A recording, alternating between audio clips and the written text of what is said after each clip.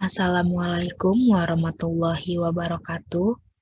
Perkenalkan, saya Salwa Rustin Salsabil dari Pendidikan Geografi Universitas Pendidikan Indonesia. Kali ini, saya akan menjelaskan tentang tata kelola lingkungan pertambangan. Indonesia merupakan negara dengan sumber daya alam cukup beragam dan hasil bumi yang melimpah. Karena banyaknya sumber daya alam itu mengakibatkan banyak perusahaan yang bergerak di bidang pertambangan berdiri di Indonesia.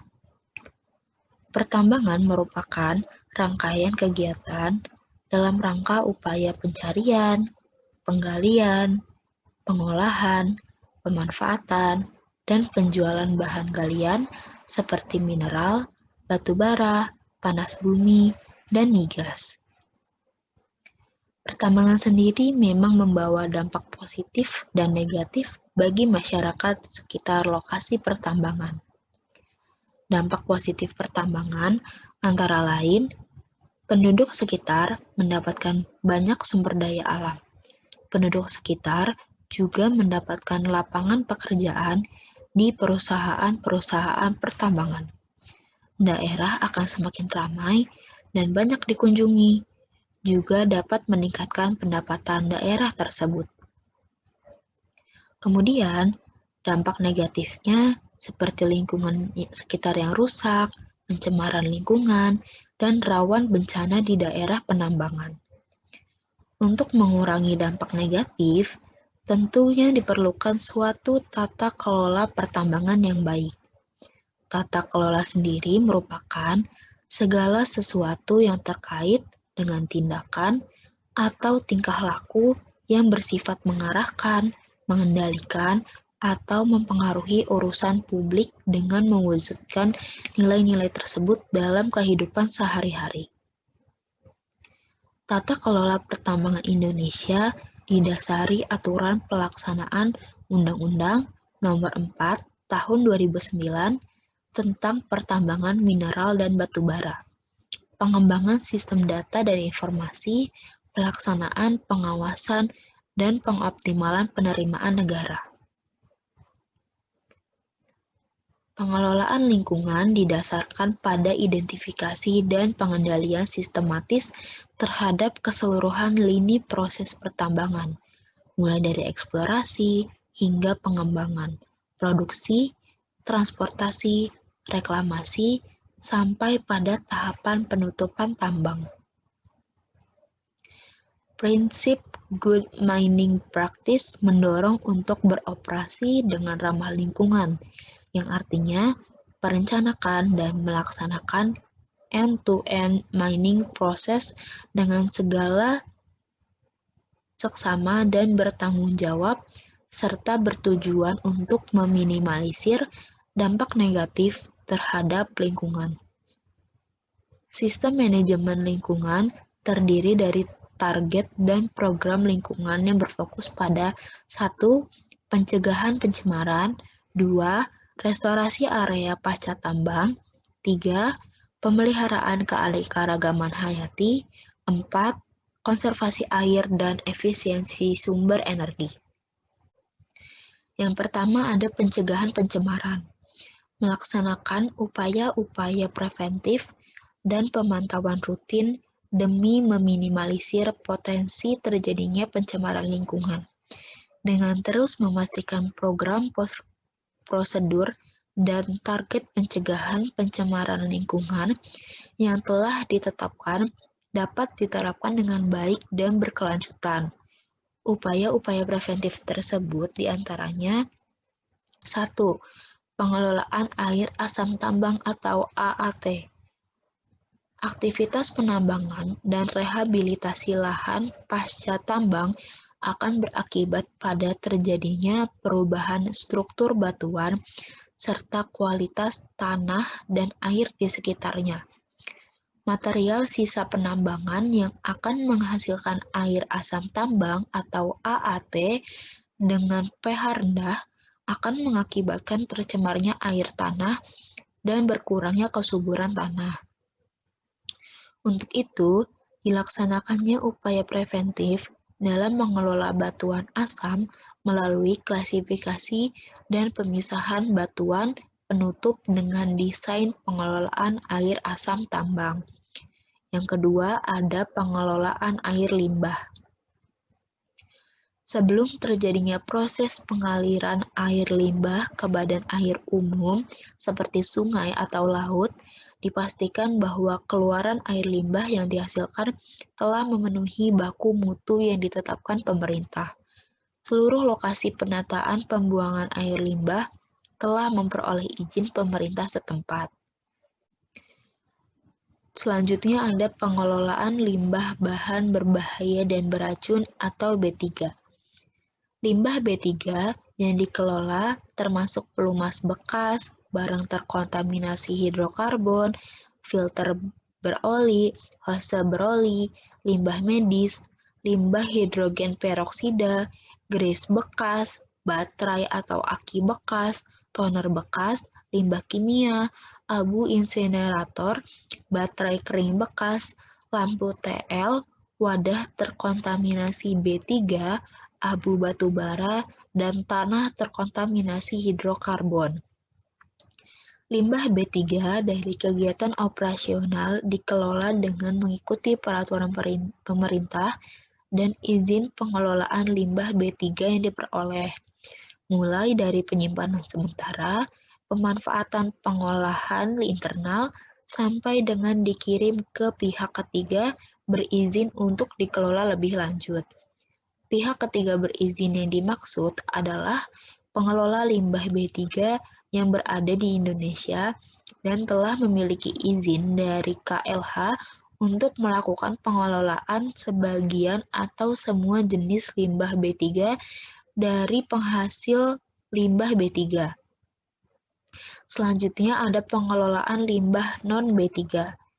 Limbah non-B3 yang dihasilkan meliputi sampah umum yang tidak bisa dimanfaatkan dan yang bisa dimanfaatkan, seperti kertas bekas, ban bekas, plastik, kardus bekas, dan palet kayu. Sampah umum yang dikelola adalah sampah umum yang berasal dari area perumahan karyawan, area kantor, dan juga bengkel. Sampah umum yang tidak bisa dimanfaatkan ditimbun di tempat penimbunan akhir atau TPA. Selanjutnya ada penanganan tumpahan. Tingginya penggunaan bahan bakar solar dan oli menimbulkan potensi bahaya dan dampak lingkungan yang disebabkan oleh tumpahan.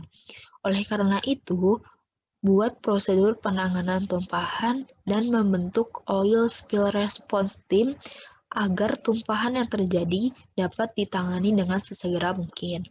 Selain itu, pastikan agar oil spill kit selalu tersedia di setiap maintenance workshop.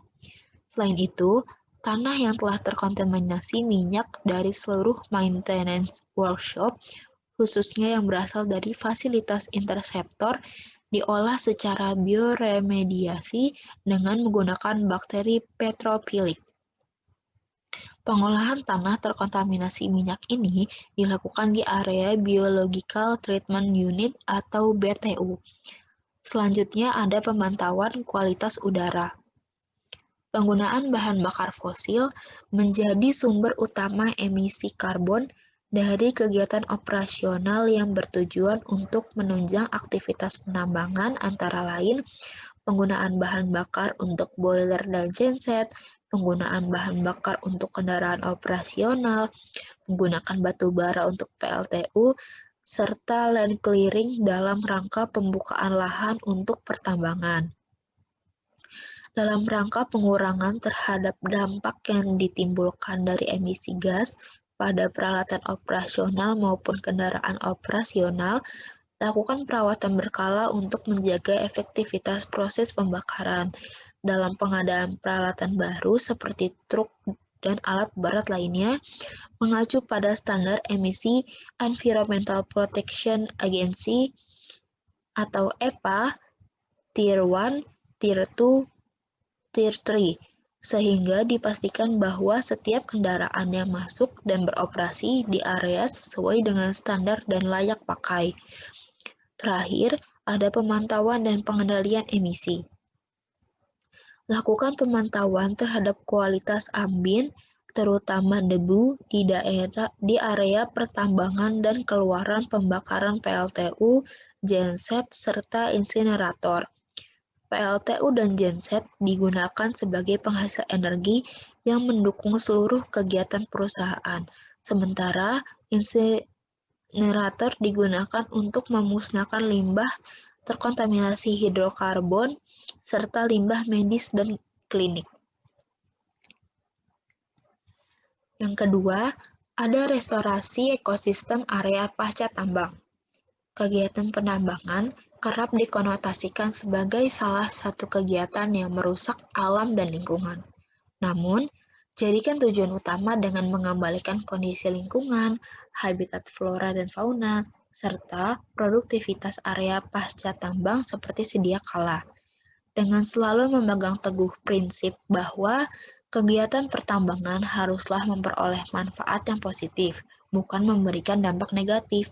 Bukan hal mustahil bahwa lahan bekas penambangan direklamasi dengan benar akan menjadikan lahan tersebut lebih bernilai dan bermanfaat dibanding sebelum adanya kegiatan penambangan. Itu sebabnya strategi reklamasi dengan diarahkan untuk bisa memberikan nilai tambah bagi lingkungan dan masyarakat. Yang ketiga, ada pemeliharaan keanekaragaman hayati. Pemeliharaan keanekaragaman hayati tidak hanya penting bagi keseimbangan ekosistem dan kesuksesan aktivitas restorasi di area pertambangan, tetapi lebih dari itu. Keanekaragaman hayati yang terpelihara dengan baik merupakan warisan yang tidak ternilai bagi generasi mendatang. Pemeliharaan keanekaragaman hayati dapat dilakukan salah satunya dengan cara melestarikan populasi orangutan di area reklamasi. Yang terakhir, keempat, ada konservasi air dan efisiensi sumber energi. Pemerintah Indonesia mulai menata sistem manajemen energi pada 2010 yang kemudian ditindaklanjuti sebuah perusahaan dengan memegang teguh terhadap konservasi energi yang tercantum di dalam dokumen kebijakan K3L dan PB, yaitu keselamatan, kesehatan, keamanan, lingkungan, dan pembangunan berkesinambungan. Kebijakan ini diharapkan bisa mengurangi serta mengontrol beban pemakaian energi fosil yang hingga saat ini masih sering digunakan. Upaya pengembangan dan pemanfaatan sumber daya energi terbarukan diantaranya menggunakan material untuk operasi penambangan, menggunakan air dengan bijak, sistem pengelolaan air, konsumsi dan konservasi energi, serta upaya efisiensi energi dan penggunaan energi alternatif ramah lingkungan. Sekian penjelasan dari saya. Terima kasih telah menonton. Semoga ilmu yang diberikan dapat bermanfaat. Mohon maaf bila ada salah kata. Wassalamualaikum warahmatullahi wabarakatuh.